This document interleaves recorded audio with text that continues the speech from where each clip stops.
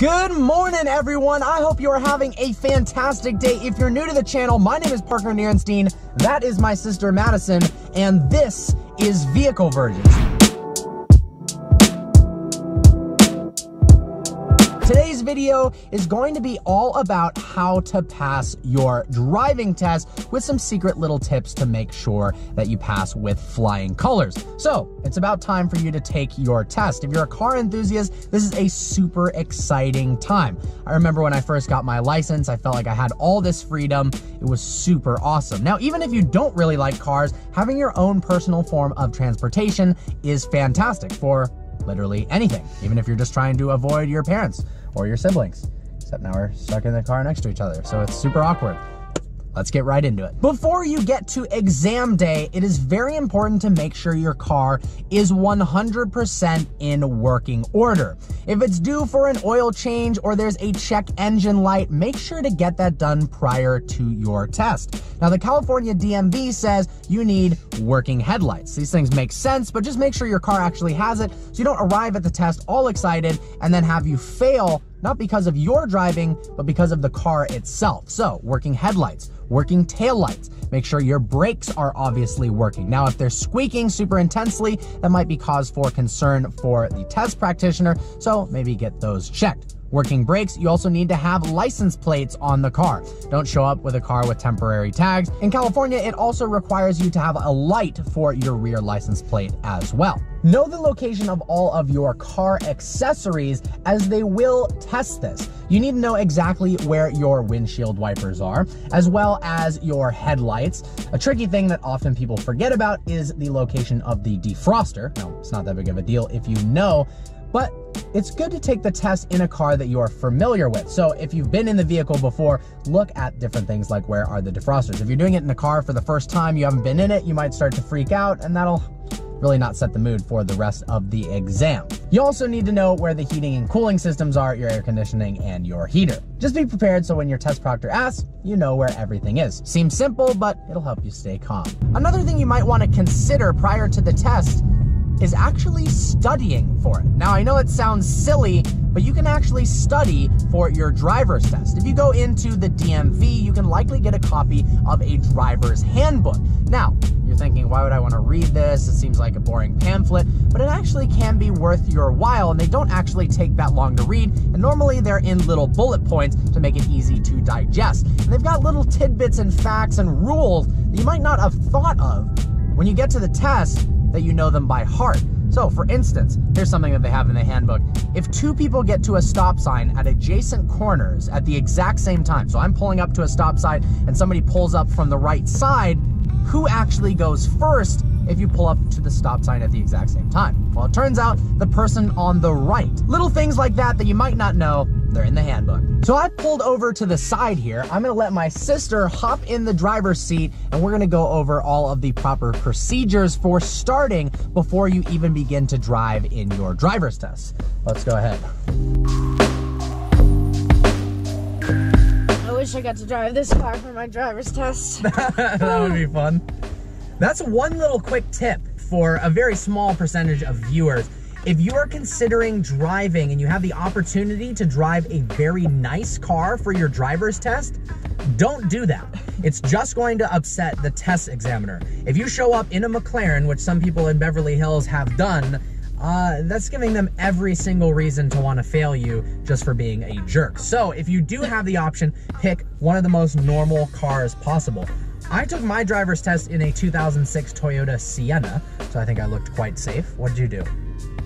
I think it was the same. Same? Yeah. Oh yeah. Yeah, Toyota Siennas. Do you have any like interesting stories that happened, or what did you struggle with the most during your test? For the feedback that I got after the test, they told me that I didn't look over my shoulder enough. Okay. And I think I was so nervous about what was in front of me, making sure that I didn't crash into anything, that I guess I didn't turn my head enough to the right or to the left, which was interesting because I thought that I was turning my head enough. So I guess if you think you're turning your head enough, turn more. So they're saying the amount at which you turned your head when you looked over, you can't just go like this. You need to actually look fully over your shoulder. That makes sense. Yeah. So one of the first things you need to do after they've checked everything is to be in the proper seating position, as well as make sure all of your mirrors are set up properly. So you need to set your seating position up so that you can comfortably place your hands at 9 and 3 and also reach the gas and the brakes. In some cars, you can control the actual angle and tilt of the steering wheel and the positioning closer and farther away from your body, so you can move that in conjunction with the seat. So go ahead and put your hands at 9 and 3. There you go. You want to have a little slight bend in your elbows, but not too far. You also don't want it to be straight out to where you can barely reach it. Now, one good way of knowing, this is a little bit closer than most people are used to sitting, but it's actually proper technique if you are driving a high performance car or on a racetrack, and that is if you're sitting back, if you can reach your hand and just rest your wrist on the top of the wheel while your shoulder is still kind of back up against the seat, then you're in the proper positioning, which it looks like you are. Now, the next thing to do is to check your mirror. So you want your rear view mirror in a position so you can see the entirety of the rear window without having to move your head. So the goal isn't to look in the rear view mirror like that. It's so you can maintain looking ahead of you and just glance your eyes up at the rear view mirror and see it clearly from there. Then the side view mirrors, you want them to see the sides of the cars, but only a little sliver of the car should be available. You don't want to check out how cool the side of your car is and your door handles. You want to be able to see your surroundings. So just a little sliver of your car is available, and the rest is the side of the road and your surroundings. Safety is the most important part of your driving test, as well as making sure the instructor feels safe, because if they don't feel safe, well, you're not going to pass your test. So one excellent way to do this, and it actually is a requirement, is to always be scanning the road, be an active driver. So you're scanning the road for immediate obstacles and what's ahead, looking as far ahead as possible so you can detect objects long before they come, but also checking your mirrors very frequently. So every couple of seconds, check the rear view mirror, check the side view mirrors so that you know what's happening behind you and around you. If the instructor looks over at you and you're just glued to the road, well, you're missing everything else that's going on around. If they see you're actively looking in your mirrors, it looks like you're doing a fantastic job, which you are. So you said you had some safety issue on your test. What happened there? So when I was driving, we were stuck at a stop sign, and it was in not a residential area, but where they were, I guess, in an area with a bunch of shops. And this person was pulling out of their parking spot on the side of the road and basically was going to back up into me, and I froze because I thought that you weren't supposed to ever use your horn on a driver's test, and I didn't even think about that as an option because, I mean, I just there are certain little things that you would never think about. One thing that I'm going to talk about later on in the video is what happens if an ambulance or a fire truck drives by. But little things like, should you have honked the horn? In this situation, yes. But I can see how that would be scary because you don't want to seem like an aggressive driver just honking your horn at people. So obviously, if somebody's just not going at a green light or something like that, don't honk the horn. Just wait and hopefully they figure it out. It was interesting too because my driving instructor told me that in all of his years of proctoring driving tests, he's never had one person use the horn, and there's been... But that was one instance he said you could use it? Yeah, and he's saying that you should use it in dangerous situations like that, but that no one has used it. Interesting. So another thing is keeping your hands on the steering wheel at all times. Obviously, there's going to be a couple instances where you need to remove your hands from the steering wheel, but the more that your hands are glued at 9 and 3 on the steering wheel, the more you have control of the vehicle and the more you're going to make your instructor feel safe. Another element of feeling safe is proper following distance. You do not want to tailgate people. Obviously, if you're in bumper-to-bumper traffic, having following distance isn't really a possibility, but in general, you're supposed to follow the 3-second rule. The 3-second rule gives you ample time in case the person in front of you makes an emergency stop. You can then react to it, because you can't stop right away the second they start braking. You have to first process what's happening, then decide to brake, react to it, and then slow the car down. So what does the 3-second rule actually mean? Well, it means if a car passes an object in front of you, so you're tracking the car ahead of you and they pass a light pole, then if you can count to 3 before you pass that light pole in your car, you you've got more than 3 seconds of following distance. However, if you're counting 1 1,000, 2 1,000, then you hit the light pole, you're following them too closely. When you're merging on a freeway, you want a 4-second distance because cars are going a lot faster than you are. If you have a question about whether you're following too close or too far in a driver's test, err on the side of too far. There's no penalty for anti-tailgating, so you're much better off doing that. Next is approaching stop signs. Especially in California, people love to roll stop signs. Don't do this or you will fail your test. So if you see a stop sign coming up, prepare to brake and make sure to stop prior to the white stop line. Same thing applies for a red light. You need to stop prior to that line. If you go past it or you land on it, you can lose points or potentially fail. So come to a stop before the line, do a little mental count in your head, 1 1,000, 2 1,000, to make sure that the vehicle is completely stopped. Because it's easy during that momentum change to just kind of, oh, you're on the brakes and then you're off, and then all of a sudden you did a rolling stop. It's a good way to save yourself from getting tickets too. So as you're perfectly stopped, the car isn't moving at all, scan the road for pedestrians, for bikers, for random animals. Look left, look right, then proceed with caution, look left and right again. And if you're in a blind intersection, make sure that you can actually see the white line in front of your hood. That way you know you haven't crossed it. Then once you've stopped fully, you can inch out slowly to see the traffic in the blind turn. All right, we're about to come to a stop sign here. We want to stop in front or behind. You want to stop behind the white line. Perfect, come to a complete stop.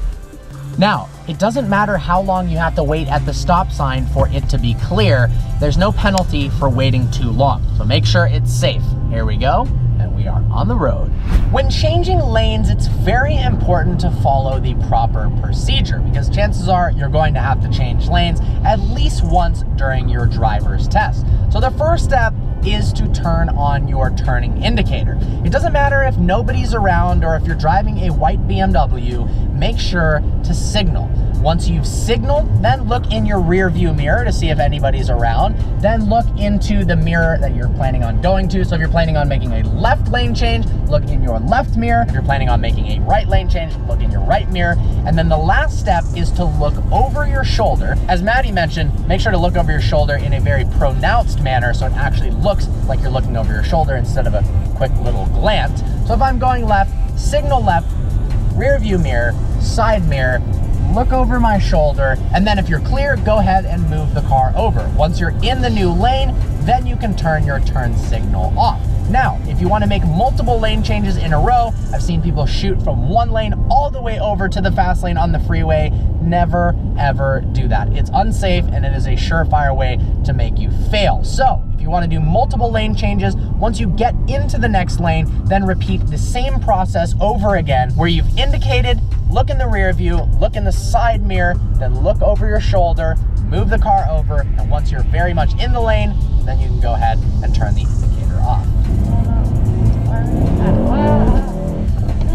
Be as smooth as possible. If you scare your driving instructor, chances are you're not going to do well. Pretend that there is a full glass of water in the car, or your grandmother or your sister, although she likes going fast, so that's not really a good example. But pretend somebody hates any type of jarring motions, because chances are your instructor probably does. That means smooth acceleration, just barely pressing on the pedal, squeezing it with your toes instead of mashing it with your entire foot. That means smooth on the brakes, nice transitions, smooth steering inputs. You don't want to all of a sudden make a left-hand turn like...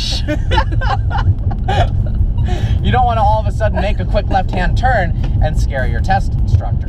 Make sure to give plenty of space when pulling out in intersections, especially ones with high speeds. If you have to wait at a stop sign or wait in an area for a long time, don't worry. Just because it feels awkward doesn't mean it's not the best decision. Don't go ahead and pull out because you've been waiting for 15 seconds and you've gotten tired of waiting. Make sure there is a prime opportunity to do so. There's no such thing as waiting too long in an intersection for a free space. Even if it takes up to a minute, it's not going to make your proctor uncomfortable. What will is if you pull out in front of another car. Something new drivers do a lot is veer to one side of the road.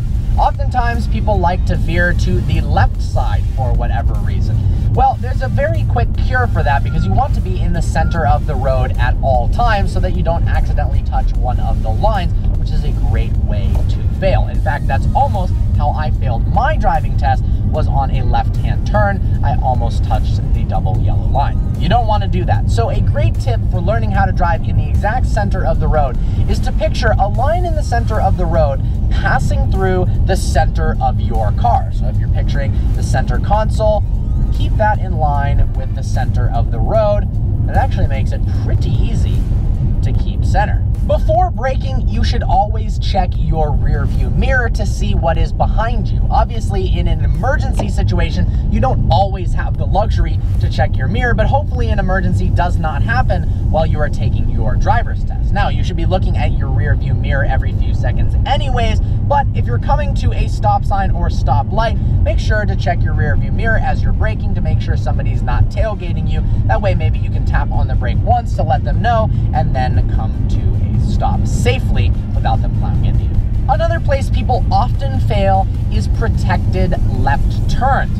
Oftentimes in the protected left, the actual line that goes through the intersection stops, so you can't tell exactly where you're supposed to drive. Well, a really common error and mistake that people make is to cut the corner too closely and go over the double yellow or the white line on the left side of the car. You don't want to do this as it's an instant fail, so make sure when you're doing protected left-hand turns that you're staying with the curvature of the road and you don't cut the corner. I seriously see this all the time, and it's a fantastic way to make sure you fail. Lastly, it's important to know what to do in case there's an ambulance, a fire truck, or a police car with their lights on. Now, legally, you have to veer to the right to let the vehicles pass. So let's say an ambulance is coming up behind you, you hear it. Now make sure you don't have your radio on, you don't have anything on that would distract you so you can hear everything around you, but you hear a siren behind you. You should be scanning the road at all times to make sure that you're aware of your surroundings. You've located that an ambulance is behind you. The next step is to pull over to the right side of the road. So if you need to make a lane change, make sure to do that proper procedure and get over to the right side of the road and come to a stop until the ambulance or fire truck passes you. Now, if you're in the middle of an intersection, do not stop in the intersection. Make sure to go through the intersection first and then come to a stop. Another tip is to shop around DMVs. You don't necessarily have to take your test at the DMV that's closest to you. Maddie brought up an interesting point. We actually didn't go to our local DMV because we heard that there was a couple individuals there that were extraordinarily strict and mean to the point at which it made like people cry. So we decided to drive farther away, like an hour away, to go to a place that was known to be a little bit easier. It's not cheating, that's just figuring out some information and finding out that the routes in a certain city might be a little bit more lenient and the people are nicer there. Another thing you can do to prepare is try to find the route out beforehand.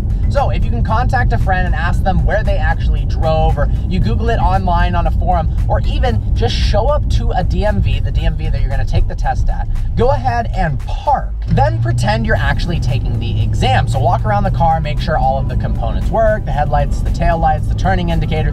Then go inside the car, locate all the instruments, make sure you know where the defrosters are, how to turn it on and off the radio and the high beams.